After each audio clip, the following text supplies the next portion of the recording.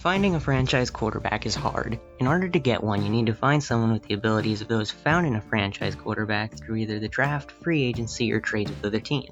None of these methods are foolproof, and missing on the guy you went all in will set your franchise back years and repeat the cycle all over again. When you try to draft your franchise quarterback, you could end up with guys like Jameis Winston and Paxton Lynch, while other teams draft guys like Tom Brady and Russell Wilson. You can sign the next Brock Osweiler in free agency while other teams sign the next Drew Brees. And you can trade for the next A.J. McCarron while other teams trade for the next Jimmy Garoppolo. It's a gamble hoping the quarterback you put your trust into will prove you right that you have made the right move in choosing them to lead the franchise. If they bust, you'll be scrutinized for your decisions when so many other successful quarterbacks were on the table that you didn't choose. So when it comes to putting all your eggs in one basket, the 2017 NFL Draft proves the unfortunate reality that is the gamble you play when choosing your franchise quarterback. So let's set the stage and see what decisions were made that led to the events unfolding on that night in Philadelphia. Heading into the 2017 NFL Draft, the spotlight was on the three quarterbacks projected to go into the first round: the University of North Carolina's Mitchell Trubisky, Clemson's Deshaun Watson, and Texas Tech's Patrick Mahomes.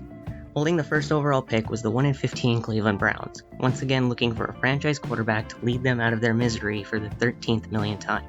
The Browns held an interesting situation: an elite pass rusher and the consensus number one pick in the draft in Myles Garrett, or the chance at a franchise quarterback in Trubisky. Some rumors even have the Browns taking the UNC product as high as number one. Of course, these were all smokescreens meant to increase the bidding price for any team looking to trade up, but at the time and given the Browns' management, it was a real possibility that Cleveland would once again swing the bat at a chance for a quarterback they felt really strongly about. So, who'd they pick? With the first pick in the 2017 NFL Draft, the Cleveland Browns select Myles Garrett, defensive end, Texas A&M. Cooler heads would prevail and the Browns would choose to improve their pass rush than to take the chance on Trubisky.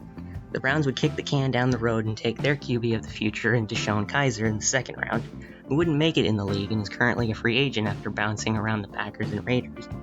Now that Cleveland is out on Trubisky, the Niners are on the clock, and rumors have it that San Francisco needs a franchise quarterback. At this exact moment, John Lynch holds in his hands the keys to the entire draft. He has all of the teams in on Trubisky holding their breath to see if the rookie GM takes the shot that'll send Mitch to the Bay Area and give San Francisco their franchise quarterback. Of course, the Niners were never truly in on Trubisky and were merely feeding the flames trying to convince someone to trade up with them for more assets. And it worked. The Bears were reportedly in love with Trubisky and couldn't hold their breath that he would still be there at 3. There were simply too many variables. What if the Niners really loved Mitch? What if they had already had another trade partner and were in the process of finalizing a trade that would see another team move up? Ryan Pace just couldn't let his guy be taken under his nose, so a call is made with San Francisco. It didn't matter what it would cost, Pace was getting Trubisky to Chicago. The Bears would send the Niners 2 third-round picks and a 4th-round pick to move up the one spot Pace needed to take Trubisky.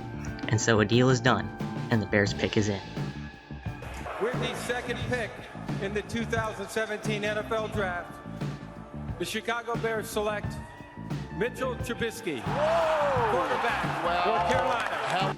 Just like that, the first domino has fallen with Mitch Trubisky being the first quarterback off the board. Once again, the Niners are on the clock and could take a quarterback if they wanted to in Deshaun Watson. Let's see how this plays out. With the third pick in the 2017 NFL Draft, the San Francisco 49ers select Solomon Thomas, defensive end, Stanford. Once again, the 49ers pass on taking a quarterback and instead choose to bolster their defensive line after back-to-back years of taking defensive linemen with their first-round pick. It's a bold announcement to the rest of the league that they don't see anyone they like and would rather roll with Brian Hoyer and Matt Barkley as their opening day quarterbacks. Nonetheless, the New York Jets at 6 are a team also in need of a franchise quarterback and could snag themselves Deshaun Watson. The Jets have plenty of options at 6. They could take Watson if they truly believe he's their guy, or grab the second best player in the draft in Jamal Adams while waiting for a better crop of QBs in the next year's draft. Let's see what they chose. With the 6th pick in the 2017 NFL Draft, the New York Jets select Jamal Adams, defensive back, LSU. The Jets decide that they don't see what they like in this year's QB's crop and decide to build upon their defense while they tank the next season for the hopes that next year's prospects are better. With that, the next picks would go about one by one as Watson and Mahomes waited to hear their names be called. Then the phone rang in Buffalo. The Chiefs were in on someone they really liked. They jumped up 17 spots at the cost of a first and third round pick to take the guy they had their eyes on. It had to be Watson going to Kansas City. He was the quarterback with the most successful college career and was seen as the best QB in the draft by some. It seems like Watson will play his ball in Missouri.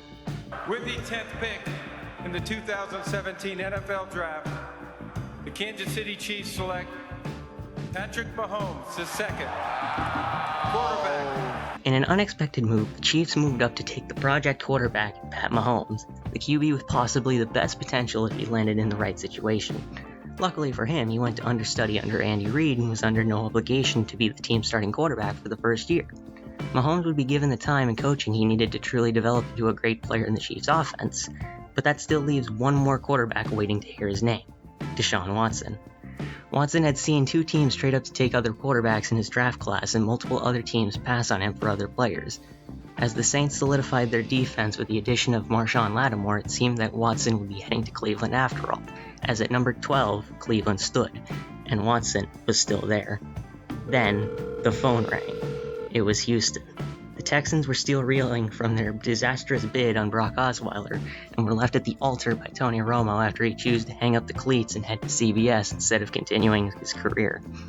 The Texans were not about to swing and miss for strike 3 on yet another quarterback. A deal is made that would send the Browns the Texans' own 25th overall pick and a first-round pick in the following year's draft to move up 13 spots. The entire NFL sphere knew that the Texans were in need of a franchise quarterback, but being at 25 was detrimental and would leave the Texans with very few options, if any, if they stayed put. So in one last desperate push to save their franchise's current standing, the pick is in. With the 12th pick in the 2017 NFL Draft, the Houston Texans select Deshaun Watson, quarterback, Clemson. And just like that, all 3 first-round grade quarterbacks are off the board after only 12 picks. In what was considered a relatively weak quarterback class, the scarcity of possible franchise quarterbacks only heightened the price to move up to get your guy. You have teams like the Browns and Jets deciding to focus on the other side of the football and tank for a better crop of quarterbacks in the next draft. It's certainly a bold move to put your next season for a chance at a better QB prospect next season, but in the revolving door that is the NFL GM circle, where patience is rather thin, perhaps that very idea isn't taken too kindly, as both the Browns and Jets fired their general manager later on. It goes to show that finding the quarterback you love while conforming to the time limit ownership is instilled upon you leads to jumping the gun on a guy that is your only hope to save your job. And with that, I leave you with one final note. The Bears drafted Trubisky over Mahomes and Watson. Roll the outro.